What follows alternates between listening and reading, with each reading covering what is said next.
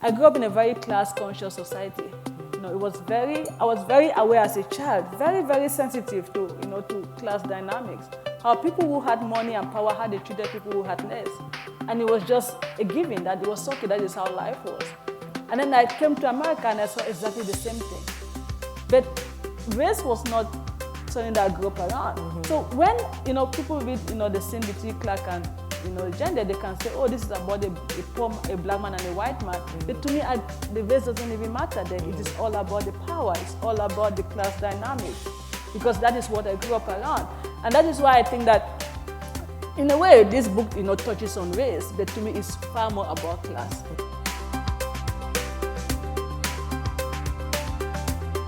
To the Harbor Grace excursion with the most to have. Books really saved my life.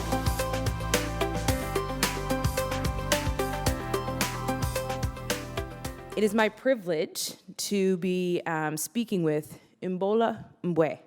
And Imbolo Mbue is a native of the seaside town of Limbe, Cameroon, and a graduate. Yes, Cameroonians in the house. She's a graduate of Rutgers University and Columbia University. Her debut novel, I'm really kind of irritated that it's your debut novel because it's so good. But her debut novel, Behold the Dreamers, is a New York Times bestseller. It won the Faulker Award for fiction, the Blue Metropolis to Change Award, and was an Oprah Book Club selection. It has been translated into 10 languages, adapted into an opera, and it's been optioned for a movie.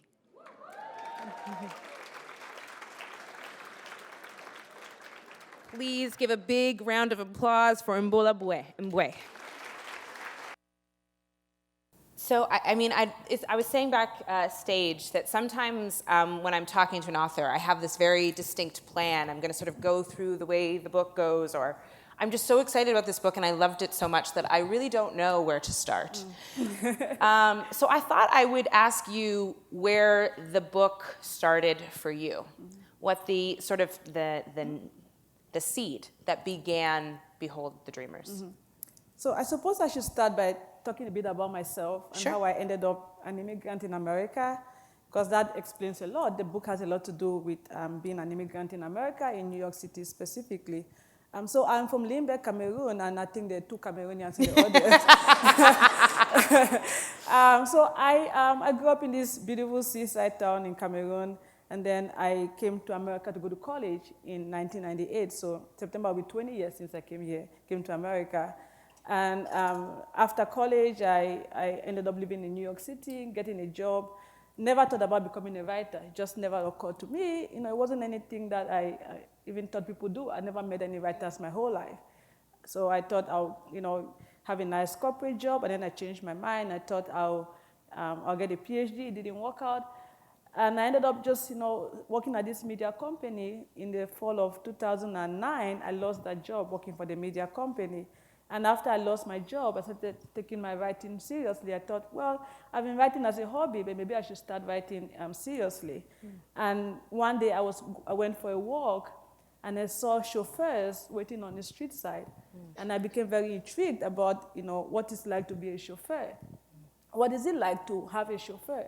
Because I didn't know anybody who has a chauffeur. What is it like? Who has a chauffeur? Does anybody have a chauffeur? I don't know.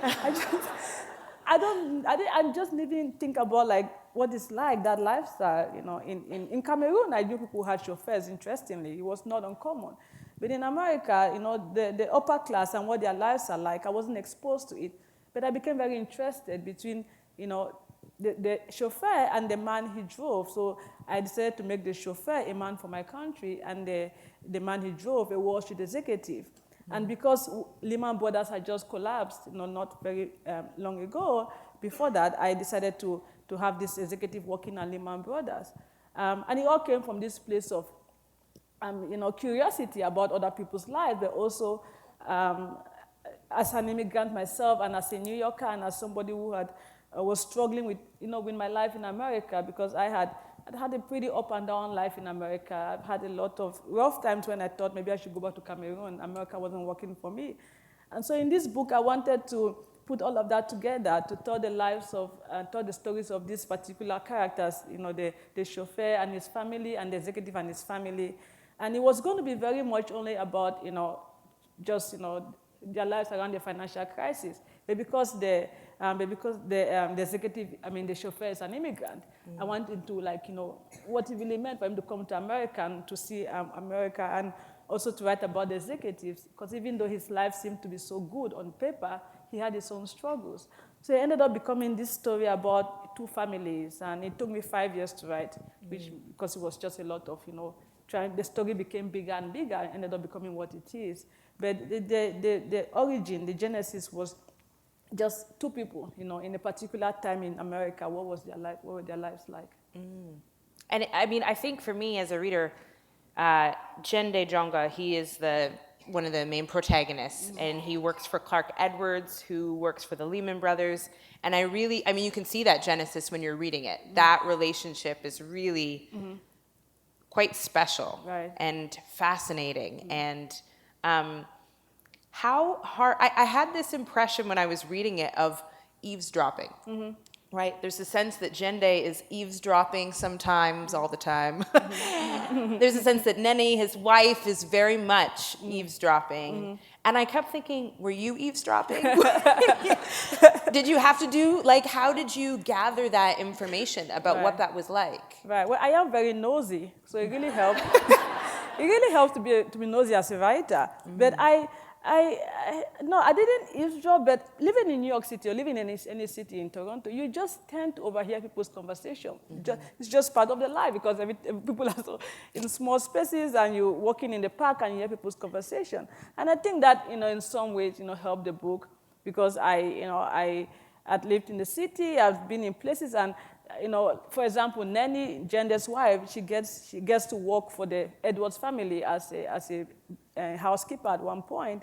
And I didn't know anybody who, I'd never worked as a housekeeper there, but when I go around the city and I look at the housekeepers or the nannies interacting with the families, or I hear two women talking in the park about what it's like working for this particular woman, I guess my eavesdropping helped me there. But a lot of it, was Jende's story. Who Jende was, it was mostly, people I knew. Like, this novel is very much about real people whose stories I kind of put together. Not that I knew a chauffeur, but the lives of immigrants I knew. The other family, the wealthy family, was a challenge, because I don't know people like them. I just don't have friends who have money like that. So that was a challenge, writing about them. And that took a lot of work. That was the hardest part of the book. Like, how can I realistically depict people that I don't know as well? And how did you do that?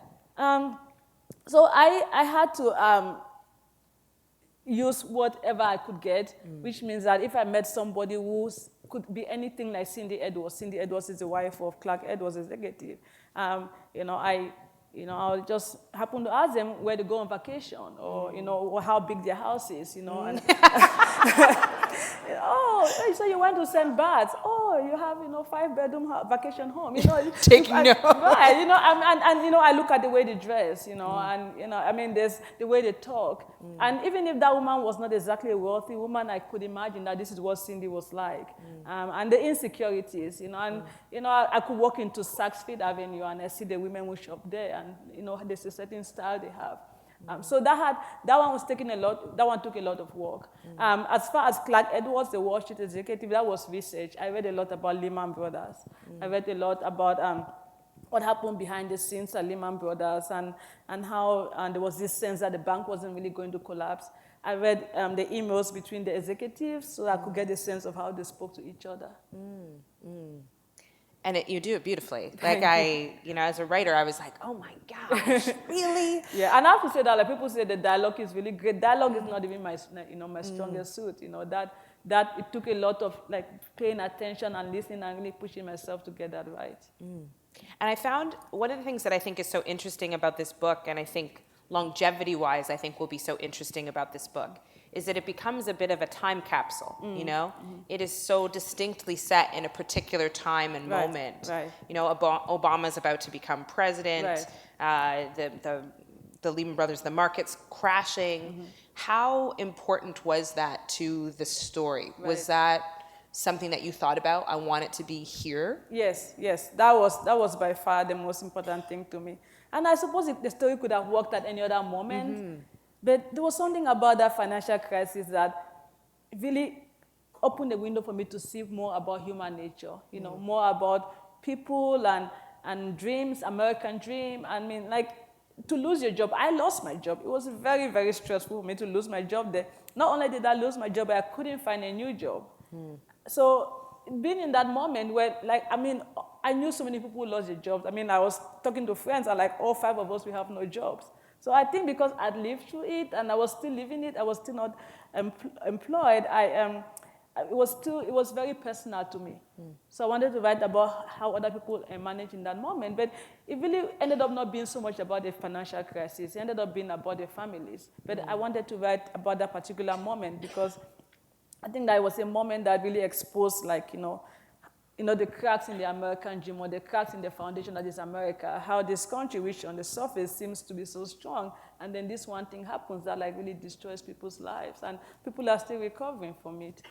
Well, and I think that was one of the questions I was thinking about as I was reading it or listening to it, was this idea of the American dream.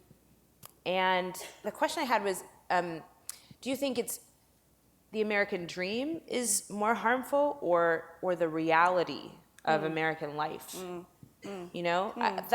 I was curious what you thought about that when you were looking at it. And I mean, you living it. I mean, I've heard people say of you, you are the American dream, They right? say that? Really? You're the example, right? Because people like to tell this story of, people coming here, and then, you got your citizenship, and like that whole idea that you're now this American beacon, that they'll now say American writer. Right. Yeah, no, I mean, but it's more complex than that. Right. I mean, it would be so nice to say, oh, look at Imbolo Mbue. One day she was an unemployed African immigrant. The next day she's a New York Times bestselling author, right? Yeah. It's a nice story, but it's way more complex than that. Well, and I think that's what the book really wrestles with, right? That idea of the American dream is far more complicated than we talk about. Yes. I mean, I like your question. It's a good point, like, because, I mean, I am sitting here, right? So there's something about America that works. It's something that really is there, that offers opportunities. But, what I've seen is just the price that you have to pay. It's such an ugly price to pay. I mean, like American poverty, and I don't know, probably the same in Canada, but I've never seen anything like the kind of poverty I saw in America. Because, like, growing up in Cameroon, I didn't come for money. We were comfortable, but we didn't have the kind of material comfort that I saw in America. But I never thought that we were poor. Even now, when I say, oh, we grew up without running water, people say, oh my God, you didn't have running water, you were so poor. I'm like, no, we didn't have running water, we're not poor. It's not we didn't have running water at home. We had to go fetch it, but there was nothing poor about that. But the poverty that I saw in America, that I live, that made me question. It is just really brutal. Yeah. It's just really brutal. And for a country that offers this dream and then has this awful part of it, I think that is what I wrestle with. I mean, I think that this novel in many ways is a love song to America, but it's also I guess me also being very disturbed about so much that the country promises, not only to immigrants but to its own citizens, and how it falls short of that. And it is nothing new that I'm saying. It's just that it is hard to see it. Especially when you come to the country young. I was 17 when I came. So it's at that age when you're young, but you're mature enough, and then you start seeing things. And as a writer, writing this book when I didn't have a job, I mean, I had a Columbia degree, and I was still struggling. It was just trying to put all of that together. And I mean, it made me think. I mean, first of all, I should say my parents are both American, and my dad immigrated to Canada because he couldn't play professional football in the States because he was black. So for me, it's interesting that you call it a love song to America, because I felt it was almost like a warning call to America. I mean, I think in terms of how immigrants are being treated and how refugees are being treated, for me, it was a really call to attention. And I just wondered this question about dreams and whether or not dreams are helpful or harmful. And especially to the characters in the story, do you think that their dream is helpful to them? Right, right. No, to your point about a love song or warning, that's a good point. I think it is both, right? I think for me it was, because America has been good to me. It was like you have this really difficult child. Yeah. It's like a stubborn child. The child doesn't listen to you. You can't control the child, but you love the child. It's still your child. It's that kind of a relationship. But yeah, there's still that sense of like, but this is what you should know, about this country. This is how I feel about it. But the issue of dreams, yes. This is the thing about dreams, because I did not grow up in a very dream culture. Dreams are very new to me when I came to America. I didn't grow up hearing, oh, you have big dreams, your dreams will come true, go after your dreams. That was not part of my childhood. It was a very foreign idea. So I don't know, it's funny I wrote a book called Behold the Dreamers, because, people said to me, oh, aren't you the ultimate dreamer? And I don't. I always believed that I had potential and that I wanted to make the best of my potential, whatever that was.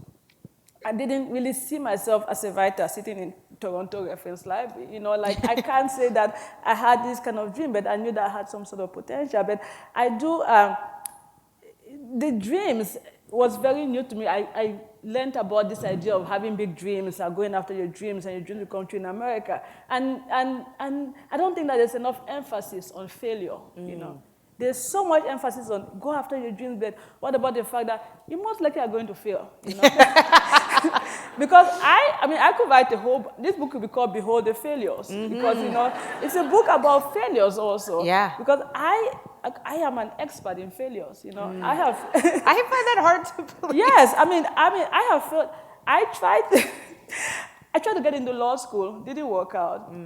Then I tried to, then I got a job. Then I lost that job.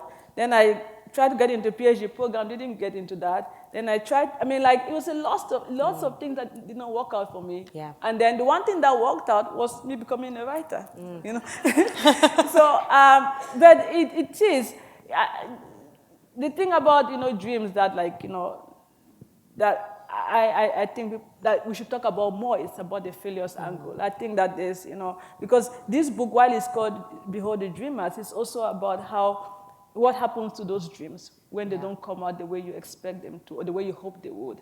And that is what the characters have to deal with, because nobody there starts out dreaming and then the dream comes out exactly the way they hoped it would. And it is the same for my life. I thought I would be a college professor. That was my dream. I wanted to teach college and walk into a classroom and have people listen to me. And then they do that. Yeah, thank you. It's close enough, right? But yeah, so I think that what happened, and the price to pay for dreams and the ways in which your dream forces you to become a new person, or to reinvent yourself.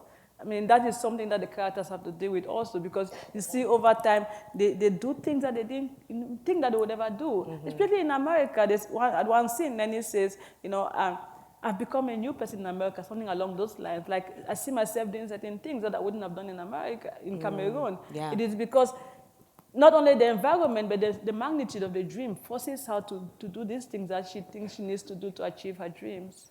Yeah, Nenny was a character in particular that I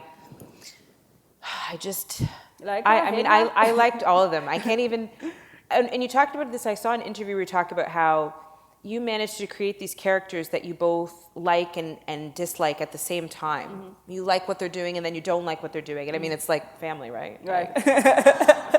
Right? So I felt very close to these.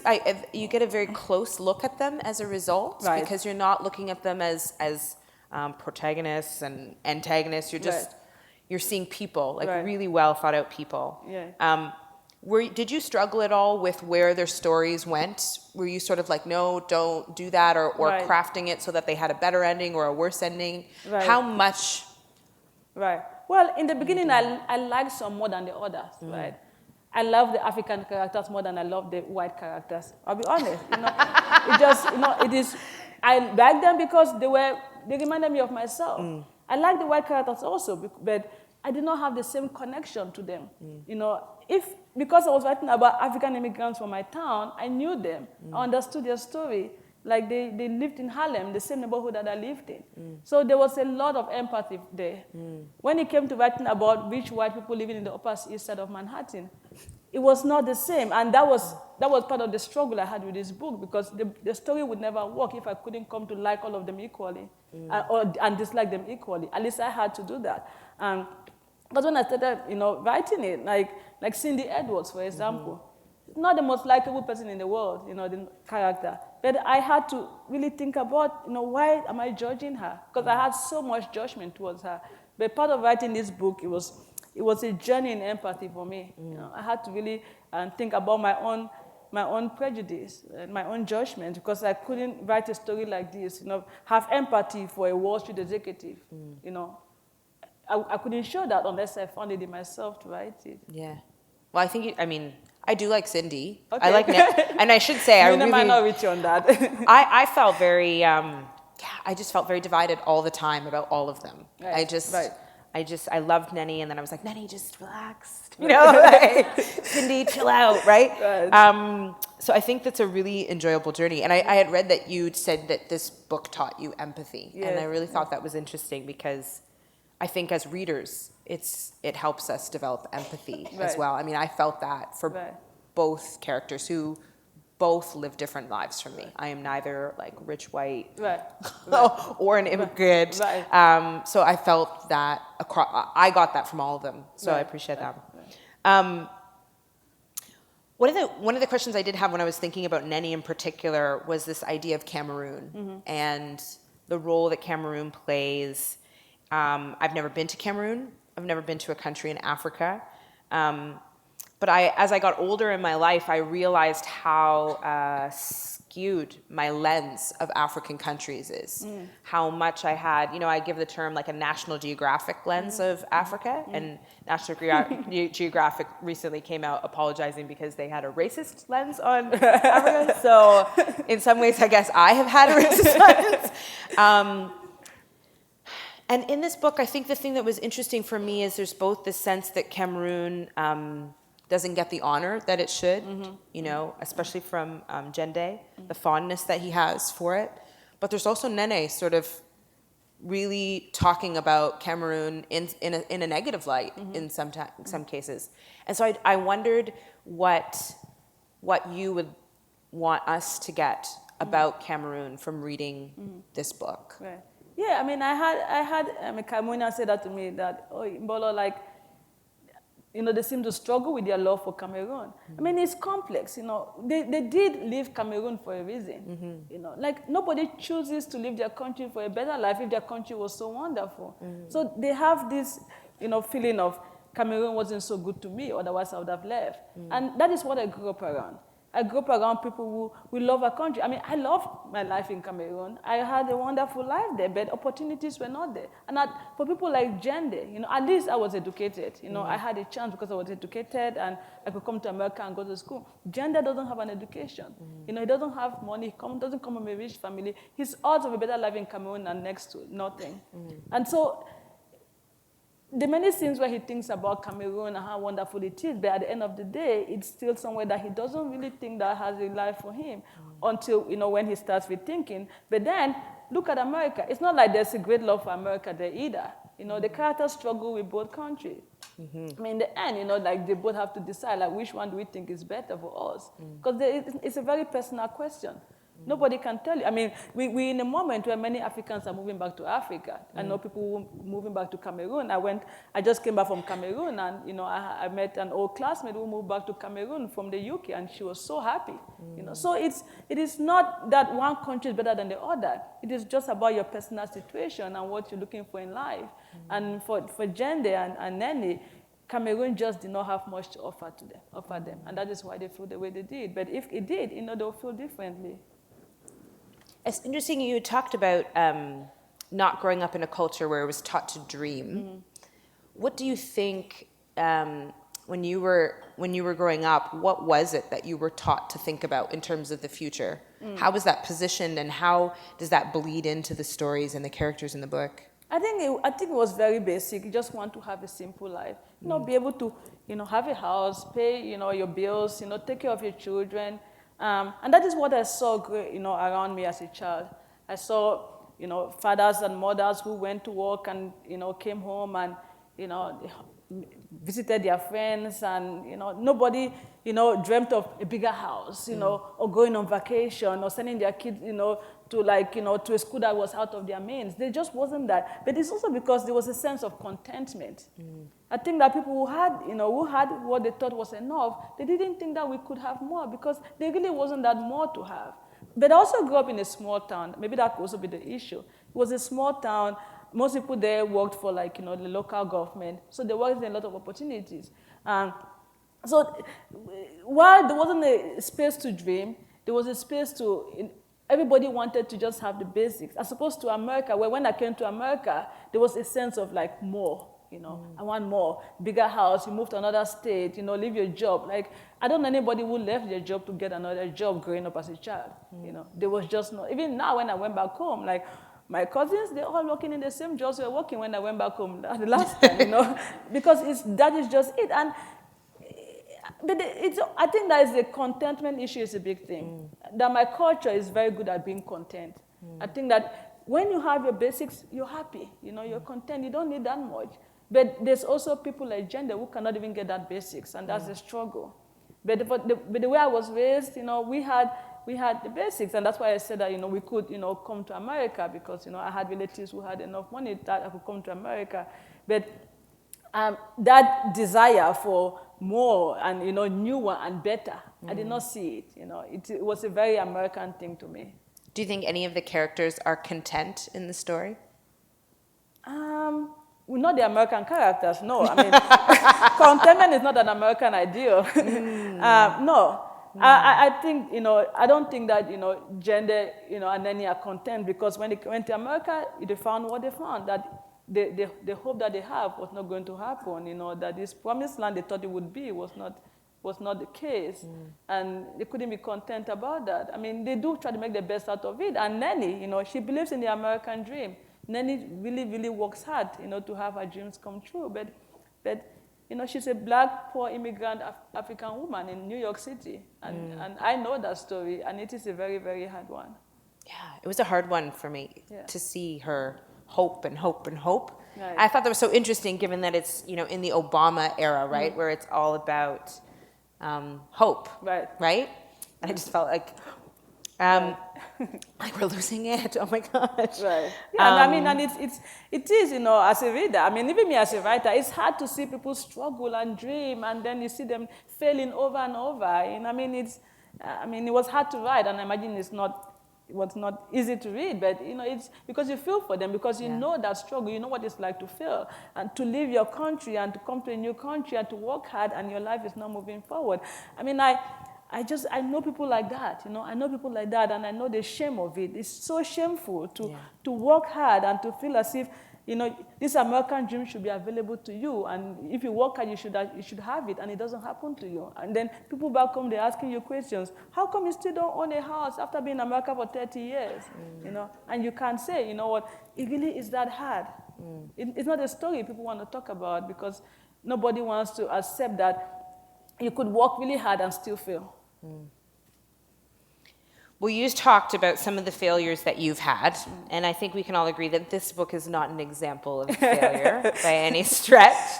And so I'm curious about, I would argue that all those things that you didn't get into were so that we would all have this book. Thank you. Because I do think it's that special, I think that should be said. And I'm curious about the actual process of writing it. When you sat down and decided this was going to be the book, what was that like? And how did that come naturally and easy? Did you get, what did that look like? Right. So I have no creative writing background, which was the biggest challenge. I've never taken a writing class. The last writing class I took was... Not fair. Does that mean you took a writing class? Okay, I shouldn't have said that. No. I have an I think I'm MFA. speaking No, I on don't behalf have an of all MFA. of us. That just doesn't seem fair that you're so good. Yeah, no, my last writing class was English 101 in college, so but that was very helpful.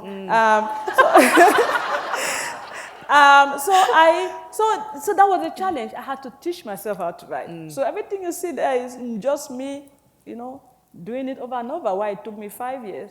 But my biggest education, came from being a reader. I mean, by far, because I never, I just never knew the craft. I only learned it by reading and reading great literature and thinking, my God, this is so excellent. What does my excellence look like? And so from that, because I knew I couldn't write like anybody. I mean, I'm a big fan of Toni Morrison. I'm a big fan of Juno Diaz, but I cannot write like them. Nobody can write like me either. So I had to find, how do I write? And it only took doing and over, just writing and rewriting. And the good thing was that I was unemployed, so I had a lot of time on my hands to write and rewrite over and over. But I mean, I can't tell you how many drafts it took. People look and they say, "How wonderful! You're so talented." I'm like, "Thank you," but this was work. It wasn't like, "Oh, I'm talented. It comes out." I don't think anybody does. No, this was one sentence. I write it 50 times to get it right. I mean, I can tell you that this is the first paragraph of the novel. People say, "Oh, what a great opening paragraph." I probably wrote like 20 versions of that opening paragraph to teach myself. So the novel starts with Gender going on a job interview, right? So. I start thinking, where should I start? Should I start the night before the interview when he's deciding what to wear, what suit should he wear, or should I start him shaving, taking a shower, or should I start right at the interview itself, which was the very first thing I did. And then I said, no, let me move it back to, to like him in the subway, which is what it really happened. But all of that, took me writing the whole thing over and over and seeing how it looks. So I had to teach myself that, what would I like to read also? I was my only reader. I had to say, if I read this, would I like it? And that is how I went. But, I mean, you're a writer, whether or not you have a PhD, it doesn't matter. Yeah. You sit there and you write. I think, we both have the same struggles. Yeah. You sit there and you do it over and over and you really find, what is this story? What is it about? And how can I be honest? How can I tell it honestly and completely? And were there any moments where you thought, this is not going to happen? Oh, yeah. God, yes. Because it's very disheartening. Because you write the whole, thing, and then you read it, and you're like, I don't like it, and then you delete 3/4 of it, and then you have to rewrite it again, and then delete half of it. And the story never changed. It was just about, changing points of view or moving, scenes around. And the hardest part by far was getting to know the characters. Because I never really thought about character development, how, that a character has to be fully well developed and, complex and, so for a character like Clark, for example, he was a Wall Street executive. In the beginning, that's all I had. A Wall Street executive who works on Wall Street. But it takes a lot of time to think. He's a father, he's a friend, he might be a Wall Street executive, but he's a human being. Let me show other sides of him. Let me think about what it's like for him being in his car or fighting with his boss at work. All of those things, they take a lot of time. Or Cindy, it takes a lot of my writing is spent just sitting and not writing. Right? Just because I sit there and I really think, and I lie in bed and think. You're always thinking. They're always with you. I mean, it's not uncommon for writers to feel as if these people, they live in your apartment. They're always with you, and you think about them. And even now that the book is finished, I still think about them, even though there will not be a sequel. So I hope nobody. But yes, it is a very difficult process. But I enjoyed it. It was wonderful, and it wasn't only. I didn't only grow as a writer. I also grew as a person. I think I came to understand the world better. I came to have a lot more compassion. Because like I said earlier, I don't think I thought a lot about people different from me, people that have privileges I don't have, like the Edwardses who are rich and white American citizens. I didn't think that I could look past certain privileges, but I did, and this book really helped me do that. I think it's so interesting that was you know, the character development was something you really had to focus on, because for me it was something that came out, you know, right away. Oh, and especially, I mean, as you finish the book, you're like, these were people I want to know. I want to hang out with them. Right. All of them, even the ones, even Cindy. And I really loved, I have to say, there was this one scene at the very beginning when he's going to the interview where there's a security guard. And it's like a really short scene, but for me there was something really powerful in that moment, because you had this immigrant and you don't describe the security guard as black, but something in their conversation is like, good luck, my brother. Yeah. So there's something in there, and I was like, oh, Yeah. you know? And it's just these really beautiful connections in even some of these less significant characters, I guess. Yeah. I mean, it is, yeah, because I think that even though I am a Cameroonian immigrant and an African immigrant, like, this novel is just about, you know, being an immigrant, period, but also about human experience and people connecting. Because it's funny, you would think that about the security guard, and there's a character who is the housekeeper to the Edwards family. You know, when she goes on vacation and they hire a nanny, her name is oh my God, I forgot my character's name. Anna, thank you. Got some fans in the front row. Is it a book club? Is it a club? Yes, I can tell book clubs. Yeah, so like you know, Anna is a housekeeper, and I always imagine, you know, she was, you know, like most housekeepers, I know she was, you know, a middle-aged, you know, immigrant woman, but I never figured out where she was. I just, you know, thought Anna is an immigrant woman, and at one point, maybe after I'd finished writing the book, I'd be like, oh my God, you know, I think she's from, you know, she's Eastern European, because I could hear her accent. I didn't know where she was, but her accent was very clear. So I was telling my friend, I said, it finally occurred to me that Anna is Eastern European. And she said, what are you talking about? She's Filipino.